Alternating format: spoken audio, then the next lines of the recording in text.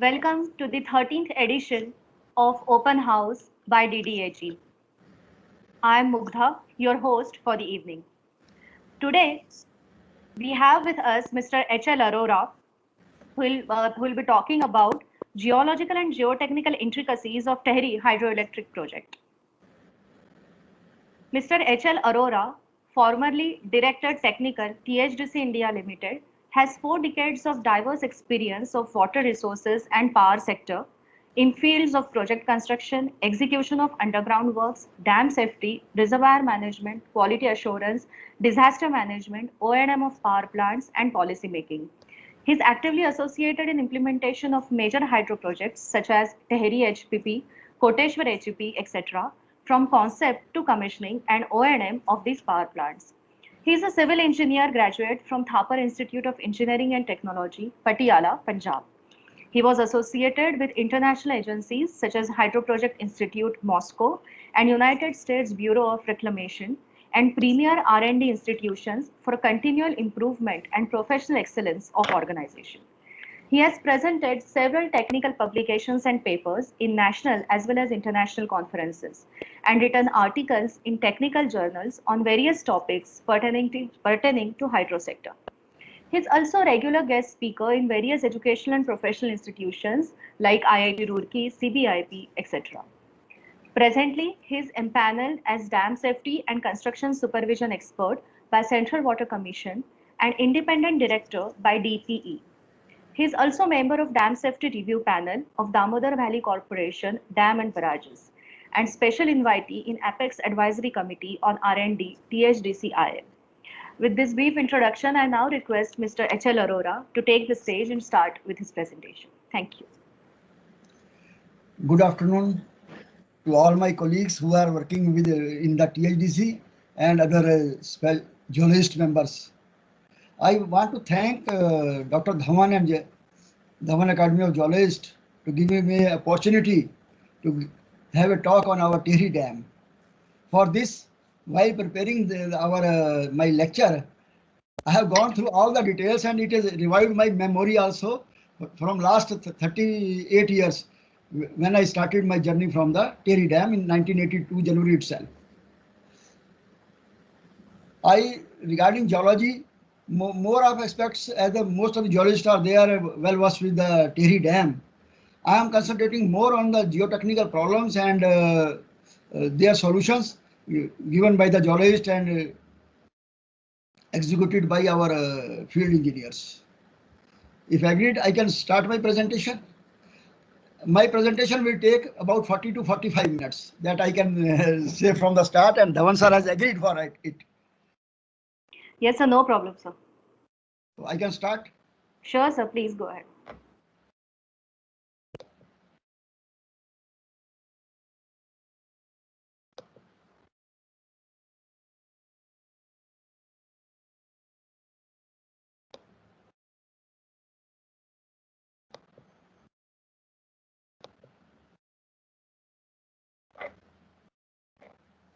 My topic is geological and geotechnical intricacies encountered during construction of Tehri project. Brief outline of my presentation is introduction of Tehri Power Complex, geology of dam site and construction of dam, construction of chute spillway, construction of right bank shaft spillway and left bank shaft spillways, power intake and loose fall in MGS4, butterfly wall and penstock assembly chamber, powerhouse complex, behavior of Tehri Dam structures and operation of spillways in 2010 floods, conclusion. About the Tehri project, as you know that after Bakhada and Hirakund and some projects in the Damodar Valley, Tehri Dam also was envisaged since the independence, but its investigation was started in 1961 and carried on by the Geological Survey of India. I have opportunity to join Tehri project in January 1982 when I was in NPCC, National Projects and Section Corporation. In this valley, it is the first multi-purpose project utilizing the surplus monsoon water of the river Bhagirathi. It is just downstream of the confluence of Bhagirathi and Bilangna river and is to 60.5 meter high earth and rockfill dam. Its upstream slopes are 2.5:1 and downstream is 2:1. It is relatively flatter slopes as in the other dams in the world. Spillway system comprising of three systems: chute spillway, right bank shaft spillway and left bank shaft spillway. Right bank shaft spillway has a unique feature as it is ungated spillway as suggested by our Russians consultants. It will automatically come into the operation whenever there is a increase of level reservoir level reaches 830.2 meter. 4 head race tunnel, 8.5 meter dia, 2 for TERI HPP and 2 for TERI PSP. This is a general layout of the TERI HPP and PSP. This is Bhilangna river and this is the Bhagirathi river. Confluence is about 1 kilometer away from the TERI dam. These are the two diversion tunnels which are originating from the Bhilangna river, and two are in the diversional 3 and 4 from the Bhagirathi river. There are 4 HRTs, 2 for our TERI HPP and 2 for PSP. This is, you see, dam plan is there. This is our machine hall, and this is a expansion chamber. This is the transformer hall of the TERI HPP. This is our PSP machine hall of the PSP.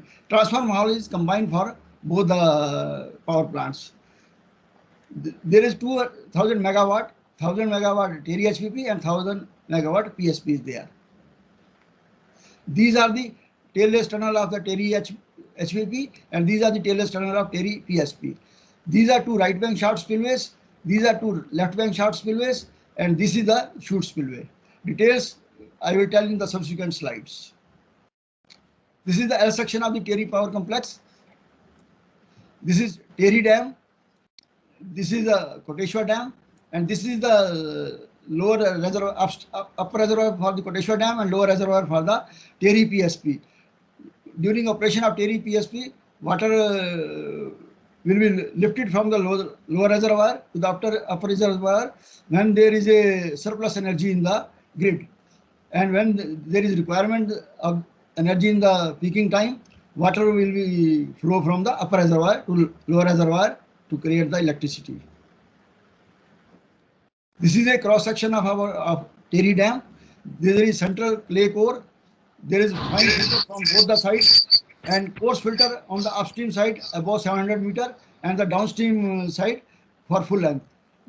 Shell material has been compacted to the density of 2.36 ton per cubic meter, which is almost same as the concrete strength. On the uppermost layer, riprap has been provided of 10 meter normal depth to protect it from the erosion and also giving it the stability during earthquake time. Total fill placement is 2 crore 80 lakhs cubic meter, which is almost excavation also in this area, dam and spillway areas also 2 crore 80 lakhs cubic meter. This is the narrow gauge of the TERI dam. Photo is before construction of TERI dam. Unique features of TERI dam site. Why it is a stable project site at that time selected for this. S-curve gauge section at the dam site has the advantage of offering added resistance to the horizontal forces likely to act on the dam body. Entire working site pertinent structures are located within a very compact area within the same type rock, that is phyllite, quartzite, and most of the important structures has been placed in most competent rocks available, grade 1, PQ and PQT. If you see the photographs and this, within 3-4 kilometers, all the areas of the TERI project are situated.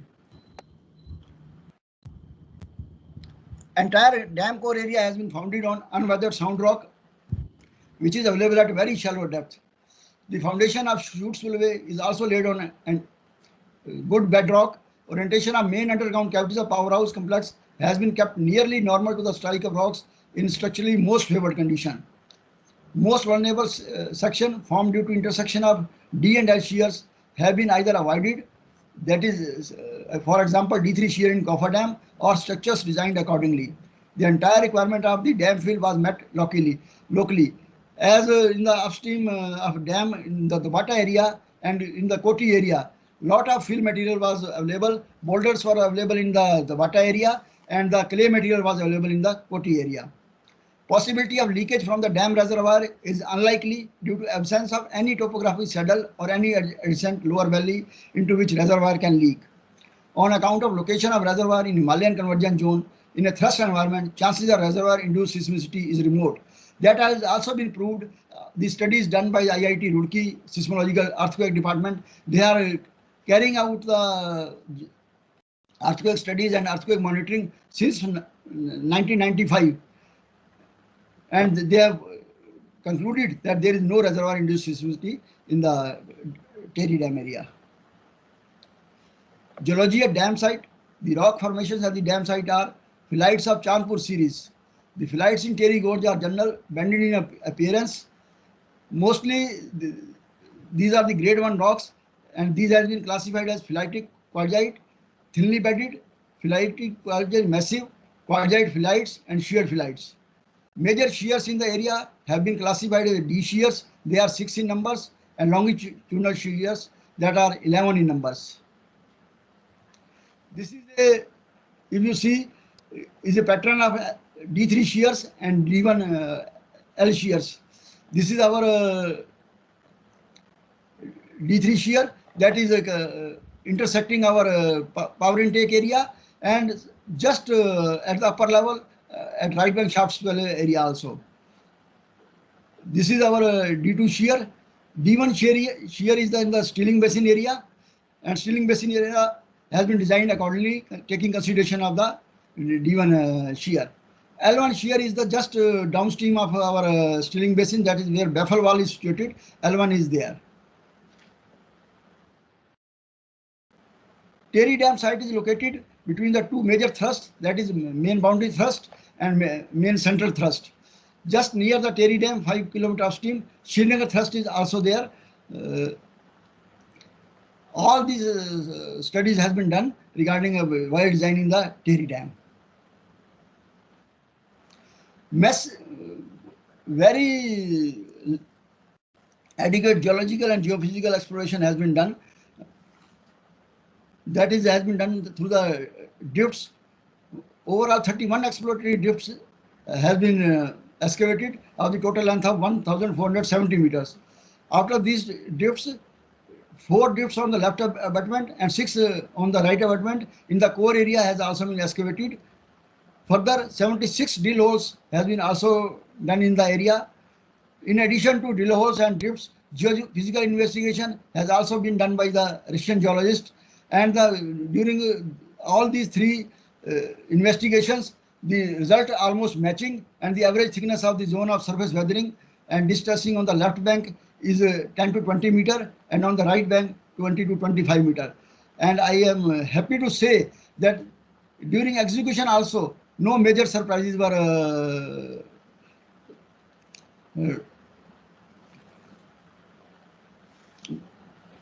done, were experienced as investigated further. GSI and Russian geologists have done tremendous work in this. Now I come to the geotechnical problem of the main dam foundation. During initial phases, there was a doubt that there is a major shear zone in the river bed slightly downstream of the core, occupying a considerable portion of the gorge. To rule out this, the exploratory drift was driven 30 meters below the river bed from the right bank to left bank at a distance of 50 meters downstream of dam axis. 3D geological logging of drift was also done, and it totally disapproved the existence of shear. This is the location of this riverbed gallery, which is about 30 meters below the riverbed. In addition to this riverbed gallery, two inspection gallery has also been constructed in the dam area, that is middle inspection gallery and top inspection gallery. Middle inspection, this is the unique feature. This has also only has been done in the world by the Russians, rest of USSR, in the Nurek Dam, which is now in Tajikistan, and Chavarak Dam, which is in Uzbekistan. With this, we can visualize and inspect the dam core area in the long run also from the middle inspection gallery and the upper inspection gallery. Even upper inspection gallery, we are not concreting the bottom bed of the inspection gallery, and our clay is clearly visible from that. And we are continuously doing the inspections from these inspection galleries. For foundation treatment of the dam core, in the surface treatment, we have excavated the dam core up to the fresh, firm and unweathered rock, and 5 centimeter thick shotcreting was done, covering the entire core sheet area. In addition to this, 10-meter deep consolidation grouting the entire core trench area in a grid pattern of 3 meter to 3 meter at low pressure of 2 to 4 kg per centimeter square has been done. In the 2 row of the curtain grouting with upstream row 30 meter and downstream row 60 meter deep has been provided along the center line of the core. This has been extended further below the control structure of chute spillway on the right bank. The curtain grouting pressure was 10 to 12 kg per centimeter square. This is a view of our excavation of main dam core trench in the January 91. You see how steep are the slopes on the both sides, and narrow valley is there. And this is the bedrock exposed after the final excavation in the river bed area in the shell foundation area.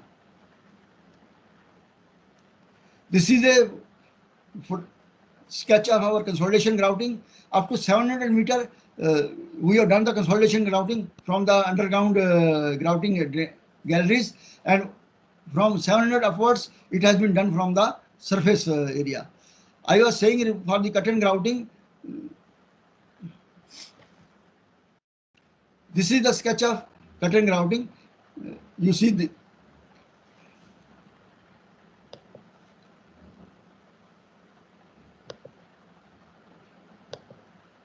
if you see, this is the limit of grout holes of the upstream row, which is 30 meter, and this is the limit of the grout of downstream row, this and this. This is the 60 meter deep area is there. And if you see the plan,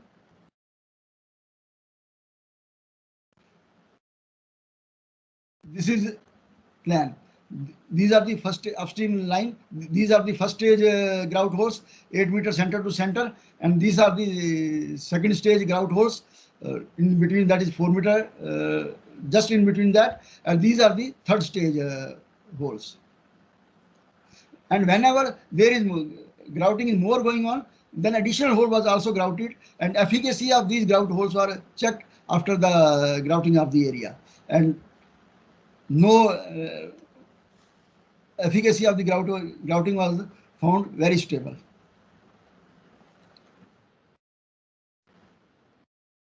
Drainage arrangement has also been provided in the galleries. A network of underground galleries, that is a riverbed gallery, 573 meter, and 3 tier of galleries at 640, 700 and 760 meter has also been provided on the left and right bank. These are, if you see, these are the galleries. This is the underbed gallery. This is the gallery at 640 level. This is 700 level, 760 levels. These gallery approach galleries has been used for the drainage purpose, and the end of the grouting gallery has been used for the our grouting purpose. Drainage hole of 75 mm dia and 10 meter length has been provided at 15 meter center to center along the length of drainage galleries, and automatic seepage measuring devices have been installed at entrance of each gallery to measure the cumulative seepage discharge of each drainage gallery.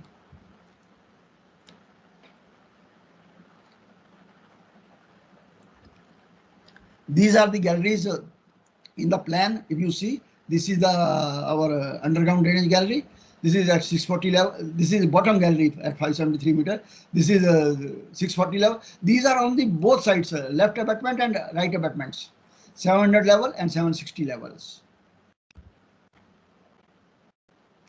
This is our spillway system. This is a chute spillway. Whenever our reservoir level reaches 830 meter, we start the first the chute spillway. If the level still rises, then the left bank shaft spillway starts. And if the level still rises and level reaches the 830.2 meter, then the right bank shaft spillway automatically starts.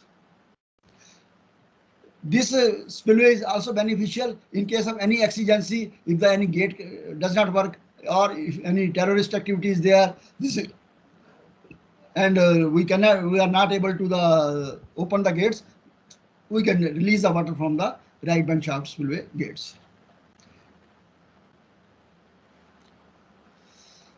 Our spillway system has been designed for a probable maximum flood of 15,540 cumecs, corresponding to a flood of 1 in 10,000 years. Total design discharge is 13,043 cumecs. Chute spillway is 5,487 cumecs. Two ungated right bank short spillway 3,876 cumecs, and two gated short spillway 3,680 cumecs. In addition to above, an intermediate level outlet of a discharge capacity of 1,125 cumecs at maximum water level has been constructed on the right bank. It has for the emergency purpose, it has a flowing purpose to meet the irrigation requirement when all the powerhouse machines are closed. If any time there is a dry season and we may not receive any rainfall during the June or etc., or in the lean season we have used more water for the irrigation, then we can supply the water from the ILO to meet the irrigation requirement. During the initial filling of the reservoir, this intermediate level outlet has been used for about 1 year to control the initial filling of reservoir. In case of any eventuality, we can lower the reservoir level through this intermediate level outlet. This is a L section of chute spillway, and this is the plan of the chute spillway. You see, this is our crest of the chute spillway. It is a level is 815 meter. This is the horizontal chute, and this is inclined chute. Of the slope is given 1.9:1. Just to have minimize the excavation, most of the profile has been set as per our excavation profile. 3 number aerators have been provided in the chute bed for the aeration purpose, and this is the stilling basin for the energy dissipation. These are our 2 diversion tunnels which are using our right bank short spillways. They are realigned and they are going through our right bank and left bank walls of the stilling basin. If you see, this is the photograph of the excavation in the 1999, and this is the photograph of our approach channel area. Chute spillway is also exposed on alternate sequence of phyllite quartzite massive and phyllite quartzite thinly bedded, roughly making 50% each. As far as this area and bottom area is concerned, the geology was very good. But if you see in this area and in this area, there was overburden mass that was removed. And when we were making the foundation of left wing wall, here also in the left bank area, the foundation was not available on the sound rock. Then we are on the shell material. This has been strengthened by providing the geogrid foundation, and on the geogrid foundation, this left wing wall has been founded. In the parts of foundation of control structure and left guide wall, the rock mass was strengthened by consolidation grouting by 6 meter deep and 3 meter center to center spacing. Further, in the rock area, we have also installed rock bolts also. As I was saying that bottom area, this area was very sound, this area and this area. But this area and this area was having a problem. If you see,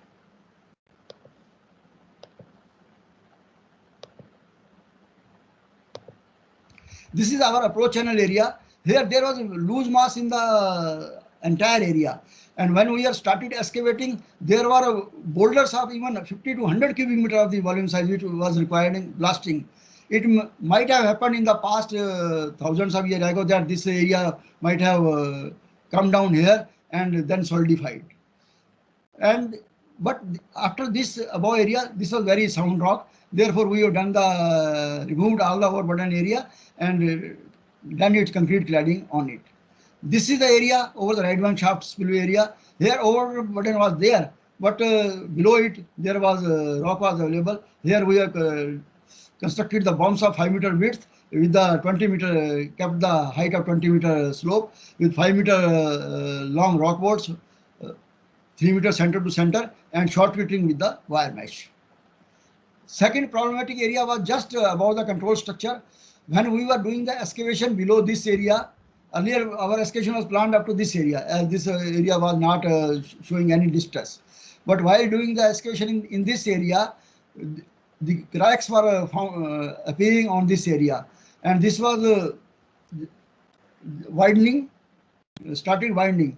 Then it was found that this area is a distressed rock, distressed and weathered rock mass, and this was removed completely, and then rock bolting and shotcreting was done. Below this area, we have done the normal excavation of 20-meter slope height, 5-meter bumps, shotcreting and rock bolting as in this area.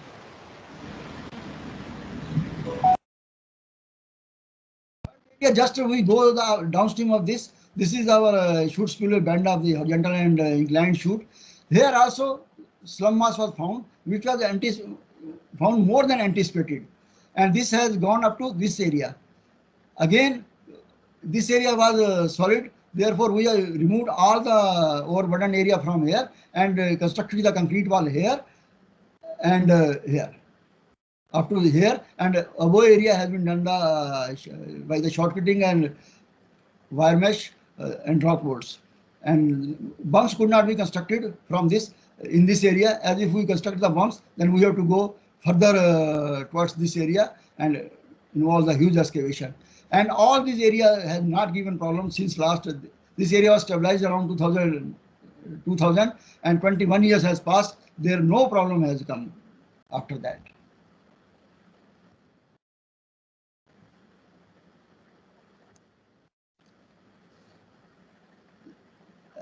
Energy dissipation has been provided through the Stirling basin.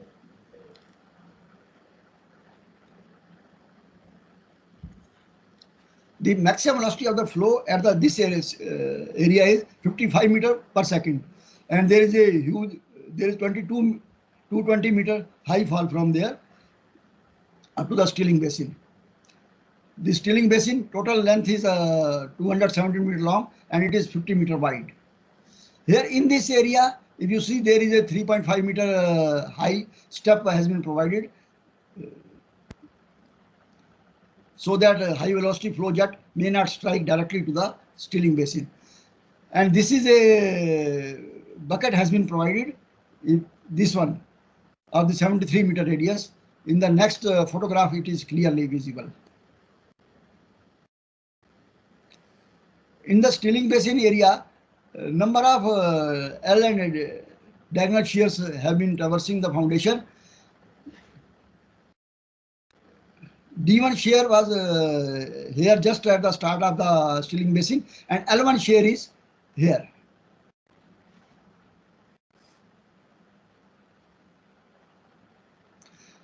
For this, at the junction of chute spillway and Stirling basin, a heavily reinforcement shear key was provided to counter the deformed rock mass formed by the intersection of major diagonal shears and the longitudinal shear. The initial part of the Stirling basin has been designed a monolithic structure of floor and side walls because of high pressure pulsation and also due to the existence of D1 shear. At junction, a shear key already told 7 to 15 meter wide has been provided and 4 meter below the general foundation level. This area we have done the monolithic concrete. Continuous concrete has been done, and in this area we have done the pre-stress cable anchors. In the reach B, 10 meter deep cable anchors of 100 ton capacity at 2 meter spacing to counter the anticipated eddies and swirling motions in the water. At the end of the Stirling basin, a baffle wall of 22 meter height has been provided in order to create a pool of 22 meter depth. This is a baffle wall, you will see.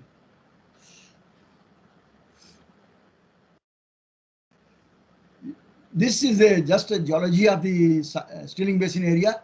Here D1 shear is there, and this is L1 shear is there. This is the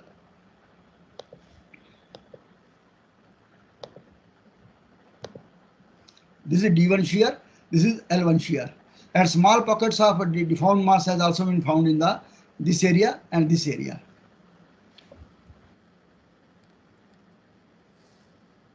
As these are the diversion tunnels, this is the original T3 tunnel and this is the original T4 tunnels. But as told in the sketch, these has to be realigned and go from the left and right guide wall. This is the T3 will go this wall and T4 this.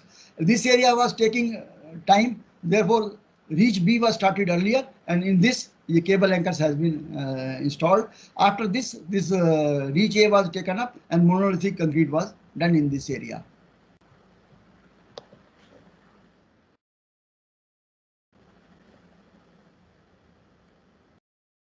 This is the curve portion I was saying that provided in the parabolic shape from the junction of inclined chute to this, and here it is a vertical jump.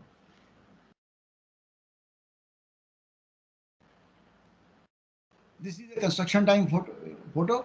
You see that we have constructed these walls also, and this all while the work was going in the T3 tunnel on this from this tunnel. And this outer surface we already constructed. This buffer wall has been constructed, and while a way was provided this for doing the work in the steeling basin.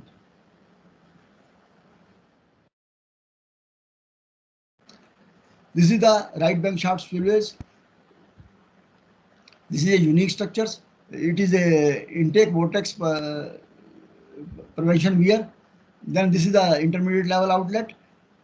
After construction, its intermediate outlet joins in that T3 tunnel, and after construction of this, we have before construction of T3 shaft, we have plugged this T1 T3 tunnel so that the work can be done in this area. If you see, this is the pier, and this is our shaft area, and this is intake structure. Here, deaeration shaft has been provided. These vertical shafts joint eccentrically 6 meter at the diversion tunnel. This is a unique swirling device has been made for the energy dissipation. When water enters in this energy dissipation has been done with the swirling motion. And trapped air is separated with this swirling action, and this by pipe has been going to go to the separation chamber where it separates out, and water come down again at this area, and the air go out from this deaeration shaft. This I will show in the next photographs that how this air is coming out. There was an accident in the August 2004 in the shaft T3. That is very vulnerable, and 35 deaths has occurred. This is our area. This ILO was joining here. This is a typical area, and the geometry was, if you see, this is the deaeration shaft in this. This is ILO tunnel, and very complicated geology was there. However, by taking precautions, we have made a platform in this area, and reef support has been installed in this area and this area. But and work was going well when all the strengthening and was done. When the lining was done and slip form was at position of 678 meter, then a loose fall was occurred in this area from change elevation 690 to 95. With this temporary platform which was constructed gave way. This slip form also fell down, and in the bottom portion there was a platform was constructed near the diversion at this area, and to facilitate the work in the down below, when the river fell down, this platform and slip fell down. This has broken our platform also, and then all the area. Fortunately, much of the labor was not working at the bottom area, but the labor working at this platform and slip form, they have mostly died at that spot.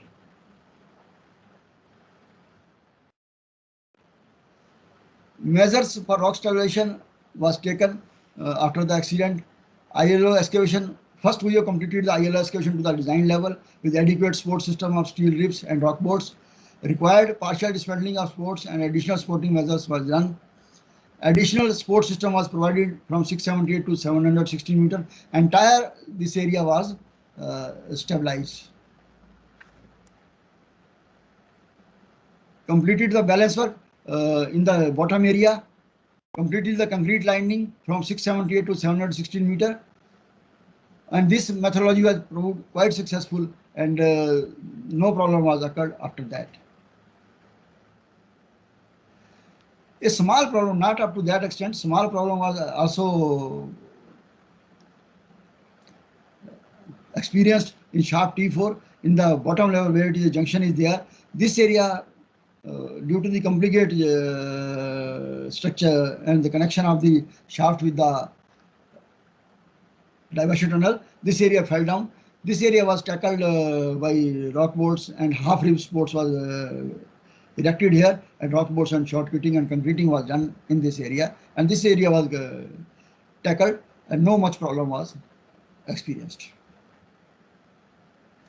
In the left bank shaft spillways, there is no major geotechnical or major failure of rock mass was noticed in the area. So some water dripping was recorded at 653, 652 and 652, which is almost all the small shear zones. For stabilization measures, immediate rock bolting, 5 meter length, 25 dia at 1.5 center to center was provided, and with the shortcutting of chain link and wire mesh. Perforated drainage pipes of the 6 meter were also provided in the seepage. However, construction was more complicated in this shaft, because in the upper area there was 3 meter dia aeration shaft was there, and aeration tunnel for aeration work is there, but still there was no practical problem is experienced. For deaeration, in this shaft there is no deaeration shaft is there, but for this we have constructed the deaeration tunnel in the just above our diversion tunnels in the center line of this. This is water conductor system of our HPP. This is our HRT intake. Main gate shaft is there. Then this is the butterfly valve chamber, penstock assembly chamber, machine hall, upper expansion chamber, lower expansion chamber, TRT1 and TRT2. This is our intake structure. There, these are just you see. This is for the HPP, and this is for the PSP, and these are the maintenance gate shafts.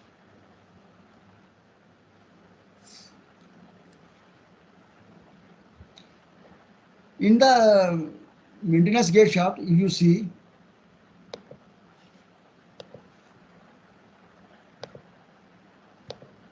here D3 shear was passing in the which are cutting our MGS3 at top level and MGS4 at the just near to the down level. This is our see, this is our D3 shear, and this is L11 shear.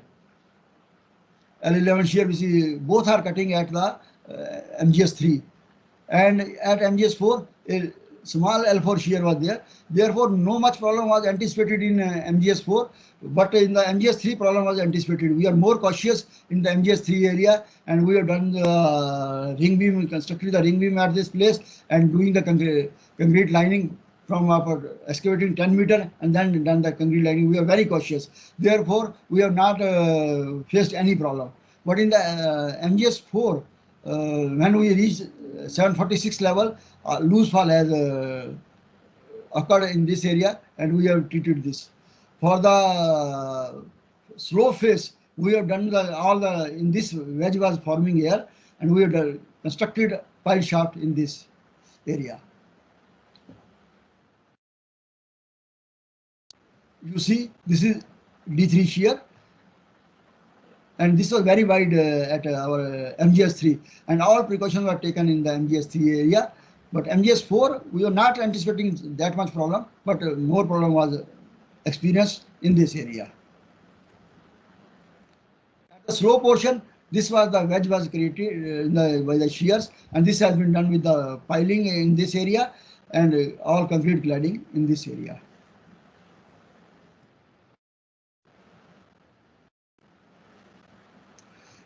At the top, where this is MGS3 area, and this is the slope.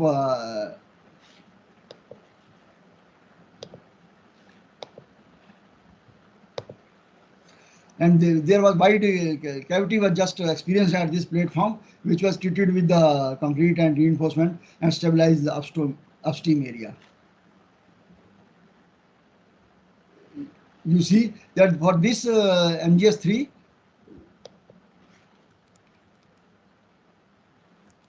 we have the ring beam and lining was done in this area. 10-meter lining done, and then excavation was started from the area. This is the area, and we have done the grouting around the MGS3 and MGS4, peripheral grouting also, and in MGS4 we have done the grouting when problem occurred in the MGS4, we have done grouting from the shaft also.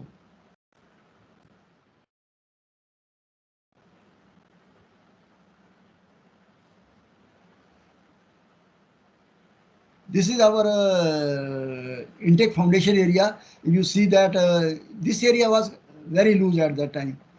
Therefore, we have to intake 4. You see, all the area was done in concreting was done, and pre-stress cable anchor series was also installed. Just in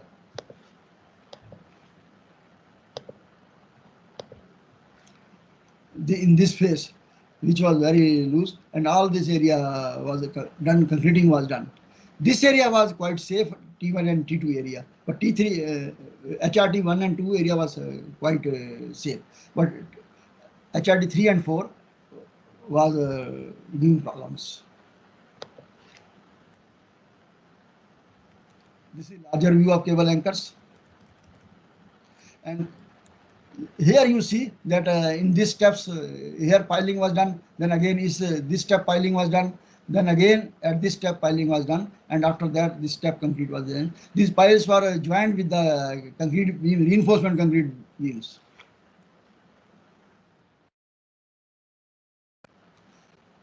This is a loose fall resulted in our MGS4. You see that this was the D3 shear was coming here, and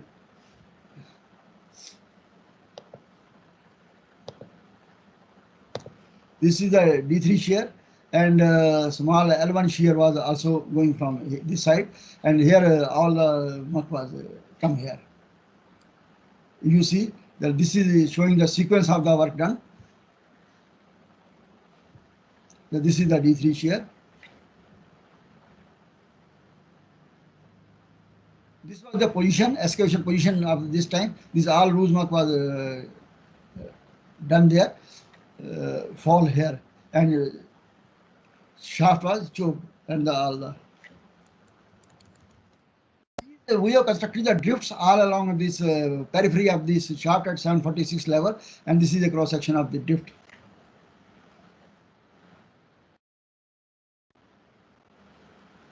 This is the boundary of our deformed mass.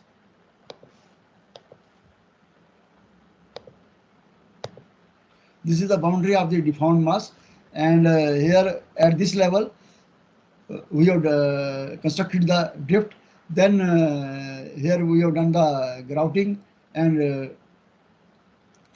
grouting in these boreholes of the varying depth we have done, and here after doing this we have done removed this our muck from this area and done the concreting here, and concreting has been left. Then this complete shaft there, and this has given no problem after the construction of the shaft. This is our L section along penstock 1. You see that this is the butterfly wall chamber, this is the penstock assembly chamber, and this is our machine hall. During the construction, in the BVC, and there was convergence was experienced in this chamber. Therefore, to avoid this and control this our convergence, we have constructed the buttress between these shafts. This red color is the buttress 1, 2, 3, 4, so that effective span is reduced, and pre-stress anchors has been also installed through and through between the VVC and PAC, and VVC and PAC, and blind anchors on the upstream wall of the VVC. In the VVC 94 blind pre-stress anchors were installed with a design load of 80 ton, and through and through anchors were 80 through and through with the design working load of 80 ton. And after the construction of buttresses and this pre-stress installation of pre-stress anchors, there was no convergence noticed.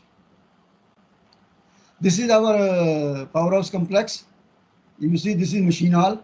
This is upper in the upstream of this transformer hall is there, which is common for the HPP and PSP. And this is our upper expansion chamber.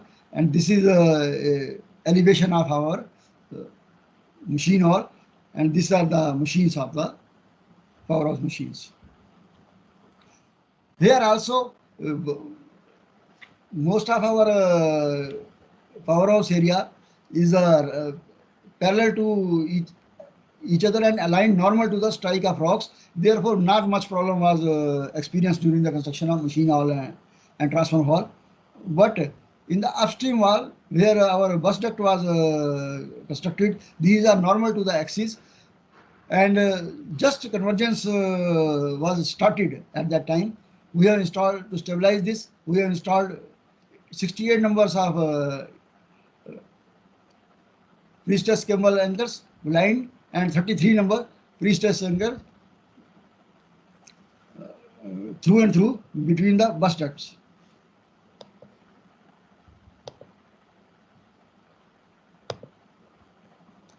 If you see, these are the blind anchors which has been given, and between the bus ducts, connecting the bus ducts, we have provided the through and through anchors, and after providing stabilizing this, no convergence was established.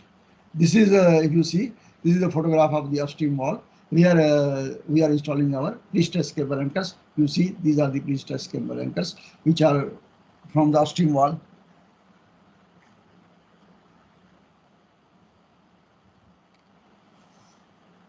Behavior of Tehri Dam structures and operation of spillage in 2010 floods. During construction of our Tehri Dam, we were not anticipating that all the 3 shaft spillway will run so early. But in the 2010, monsoon come late in the July end. Dry season was there up to the July end. But after from 1st August, immediate heavy rains were started, and reservoir was rising 2 meters per day daily. Our permission was for filling the reservoir was up to 820 meters up to that time. We have approached the Supreme Court to give the permission up to 830 meters, and we are controlling the reservoir accordingly, as our Koteshwar Dam was under construction at that time.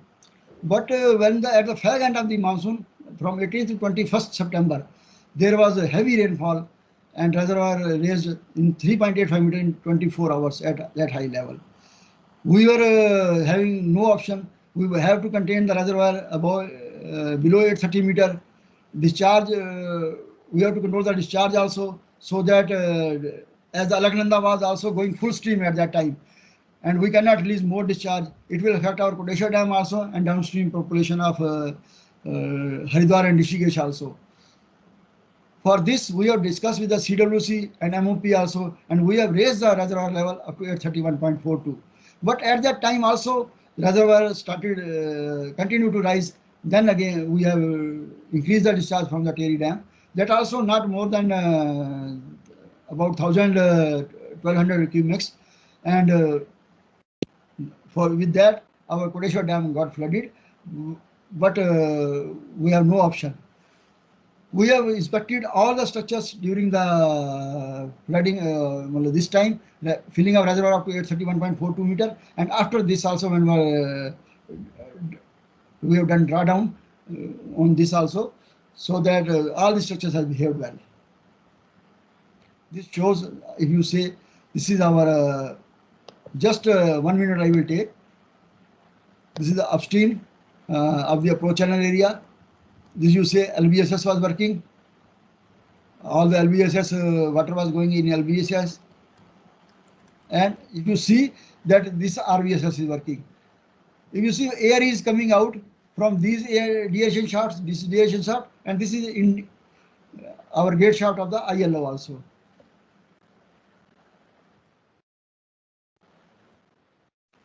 This is the downstream area. This chute spillway is running. This is the shaft 3 outlet. You see that air is coming from here outlet also, in addition to deaeration shaft also. And this is a deaeration shaft of the LBSS. See how much air is coming from here. Conclusion: Tehri Dam project was commissioned on 30th July 2006, and its performance of main dam abundant structure has been evaluated by different means, that is through the monitoring of behavior of seepage, instrumentation, deformations, etc. Settlement of the dam top is only 0.31 meter post construction period on upstream side and 0.185 meter on downstream side, against the 1% of height of dam as per ISS 88/26/1978. Maximum seepage dam body and abutments varies from 24.87 LPS in 2015 to 74.51 LPS 2011 and 30.82 in 2019. Again designed seepage of 210 LPS. No post construction convergence in BVC, PAC and machine hall has been observed. Seismicity data around Tehri Dam from last about 25 years is monitored and maintained by Earthquake IT Department, IIT Roorkee. Seismicity data for pre-impounding, during impounding and post-impounding has resulted no sign of reservoir-induced seismicity due to Tehri Dam reservoir. In addition to regular visit of Technical Advisory Committee, CWC, CA, dam safety inspections are done by the CWC in 2009 and 13. HPI has done in 2011 study of behavior of Tehri HPB structures and dam safety inspection by USBR in 2016. During inspection, no abnormalities observed and performance of dam is found as per design. Total energy generation from Tehri Reservoir Power Plant is 44,721 million unit till 8th April 21. Thanks. Thank you very much for attention, please. Thank you, Mr. Arora. Now the forum is open for questions. If anybody has any question, they may raise their hand and we can discuss this. Okay, meanwhile, let us go to Mr. R.N. Mishra. Let us hear his comments. Okay. Are there any questions? Are there no questions? Just now, Mr. Balraj Joshi has raised his hand, so I think we should take one question. So I think let him take the question be first taken. Huh? Thank you so much. Mr. Joshi, please.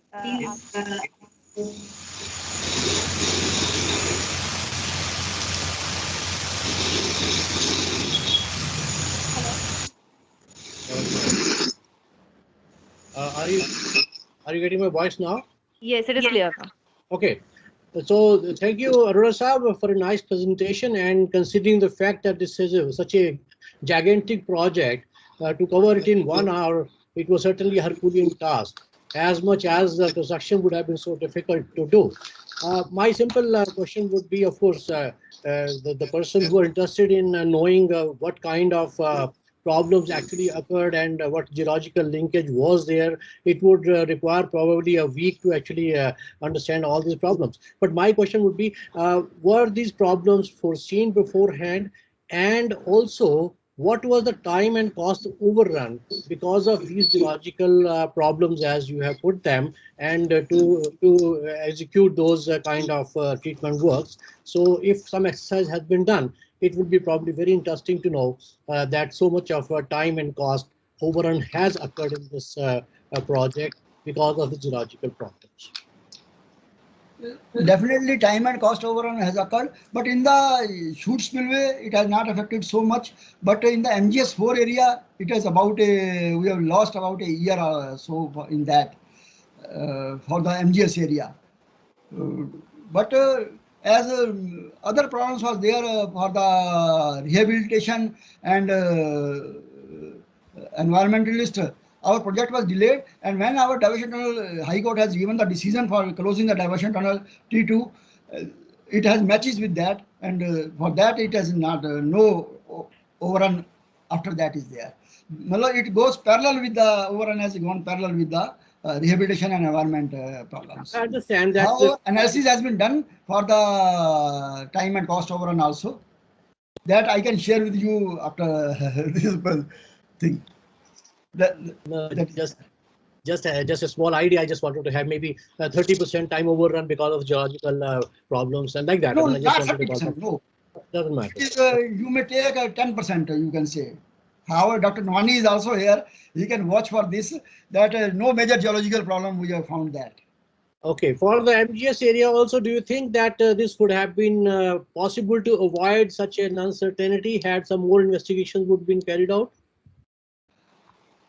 As far as it is a question, I can say that for in MGS3 we have taken all the precautions, but I cannot say that we have taken all the precautions in the MGS4. My view is there. Dr. Nwani can tell more about that, but my view is there that MGS4 we have just could not take so much precautions as we have taken in the MGS3. MGS3 was more problematic. So the precautions which you are saying is basically during construction, or what I wanted to know was whether some investigations could have been done which could have warned us that such a situation could arise at the time of construction. That was my more interested actually in knowing that whether the investigations were done adequately, or you feel that some more investigation would have saved the day for us. If I can, That question. I think Arora Saab is saying that Dr. Nawani is here. I think Okay. if you can put in a few words about this, that would be much better. Right. Okay. Thank you. Dr. Nawani, are you there? Dr. Nawani Saab, I request him to just throw a light on He is the man behind the project. The geology was yes, done by he him. was involved in 86 and I am meeting him since 86. Dr. Nawani will have to unmute his mic. I must say that this is one of the most efficient geological investigations that have been carried out for any project in India. Yes, So yes. Kerry is one of them.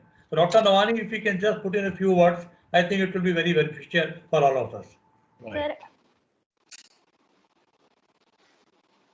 I don't think Dr. Nawani is still there with us. He had joined earlier, but I guess he had to log out. Okay.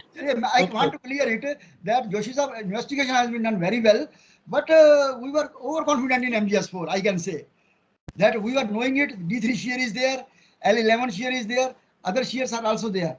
But we were saying that it is in the bottom portion, it will not give any problem. And in the MGS3, it was given at the upper portion, and we have seen all the damage. Even pilot shaft, when we were doing that, there was a problem in the pilot shaft also. And MGS4 in the pilot shaft, there was no problem. Therefore, it was, No, we can say, that is just.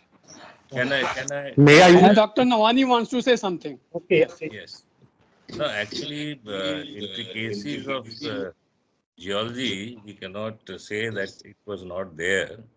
But you see, such a detailed investigation was done in this project, and no area was left uninvestigated. Everything was known before the construction was taken up.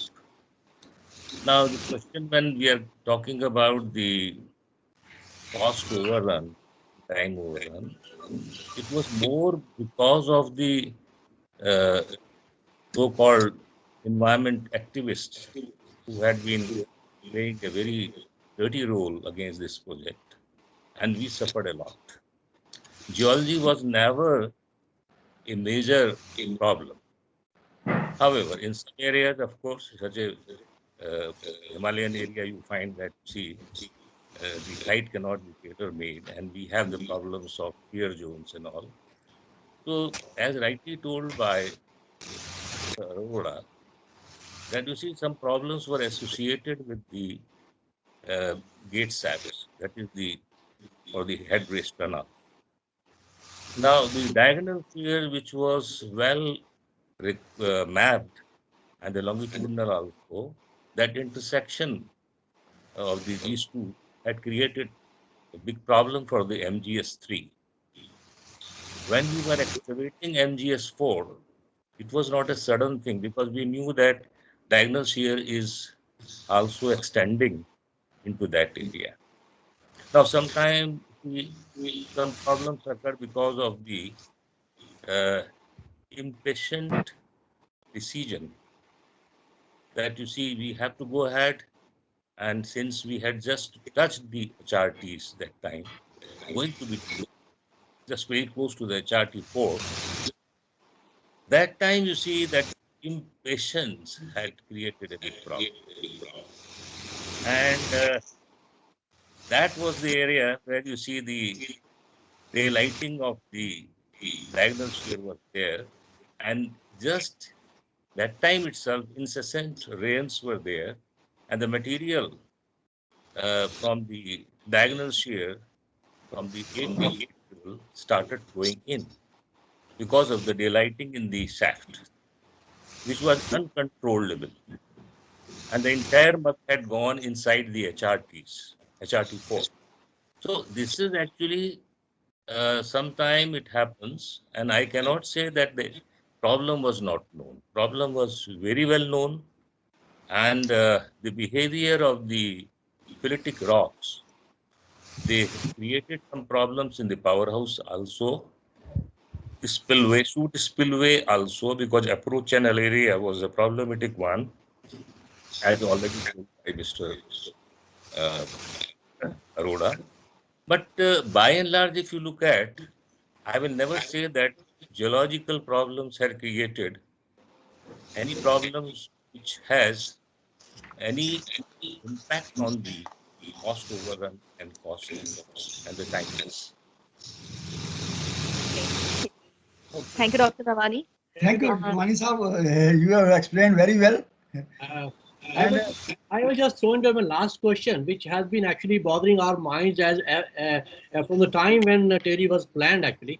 And after seeing the photograph of the core trench, I again get the feeling that why could we not go for a concrete dam here? Of course, this is such a question which has been thoroughly researched by. Yeah. But you see, that time when we were, your question is quite valid.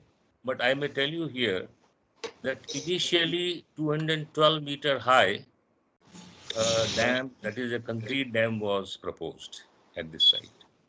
But after the investigation and explorations done in early 60s, there was a doubt of the riverbed fault in this area, which was of course eliminated by detailed investigations done by GSI team. And I was very much associated that time there. And under riverbed drift was excavated to see whether any such fault exists. In 1987, we ruled out. By that time, you see already the rock-filled structure has been finalized. And most of the structures were also started under construction. So actually, it's not that we didn't try for the complete dam. Circumstances were such that and as you know that the area was highly sensitive for quakes.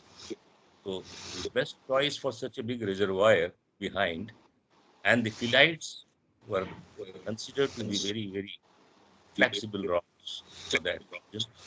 And it was decided that we'll go for the rock.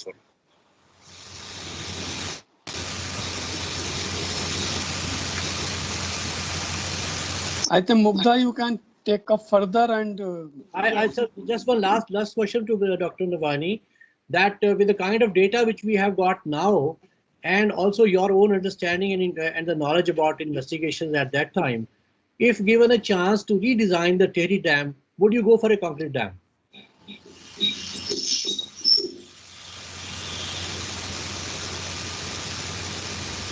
Nawani sir, your microphone is mute. I think there is some disturbance. Yeah. So actually, concrete dam was not the problem here. It was only because of that suspected riverbed fault. If it was, it would have been, explored or finalized that there was no existence of such fault, then we could have gone for the rock-filled dam also. Because now you see the design is so strong that we can construct rock-filled dam anywhere. And the best example is the Bhakra, where geology is not that good. and we are just sitting on the main boundary shot. So actually, it's not that. You could have gone for it. Thank you. Thank you, sir. Thank you, Dr. Navani. We have Mr. Dr. V.K. Sharma with us. Sir, if you could unmute yourself and ask the question. Dr. Sharma?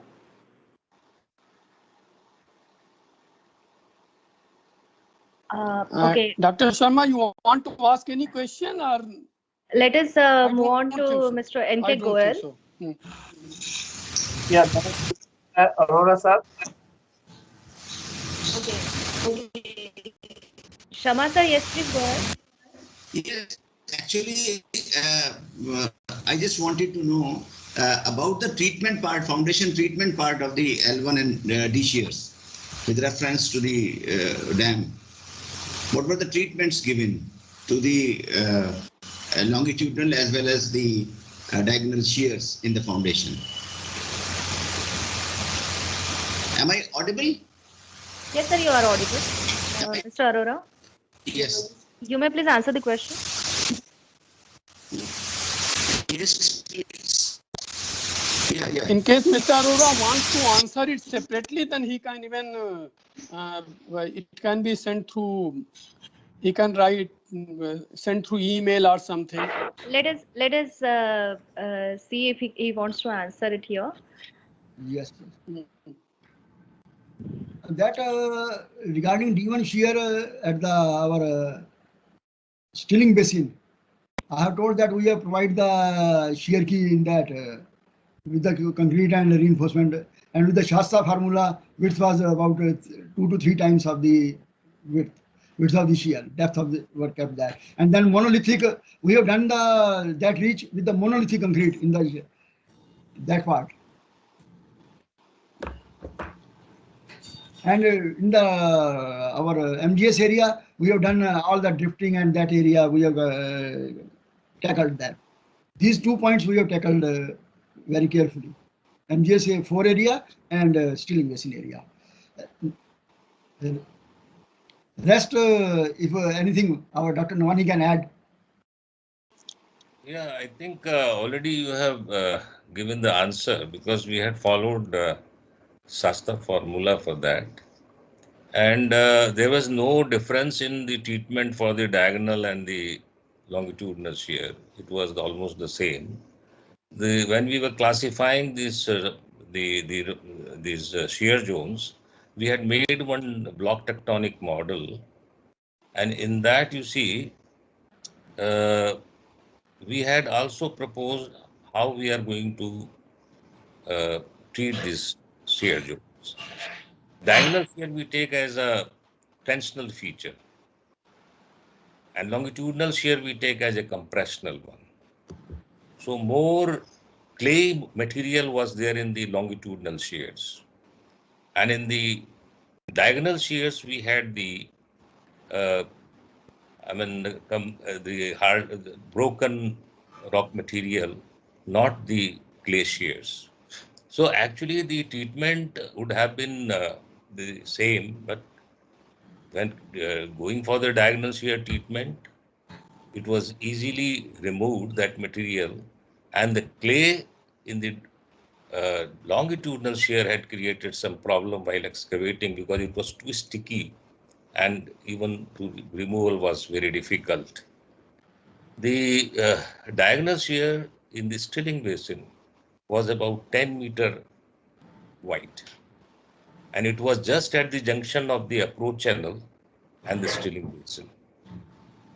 So it was the most big problem. I mean, that was the greatest problem we were facing that time. But very nicely, the TSDC engineers, they were able to treat it properly.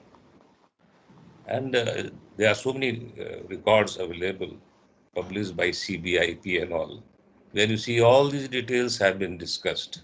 If for further information, I think they can consult those in literature, because it's another topic which requires more time to discuss. Okay. Thank you, Dr. Navani. I just asked a question from that was a reason from the previous question of concrete and earth.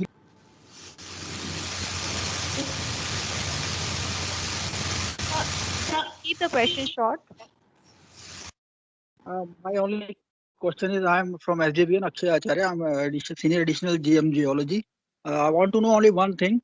What is the main lesson learned from after the construction of the Tiri Dam?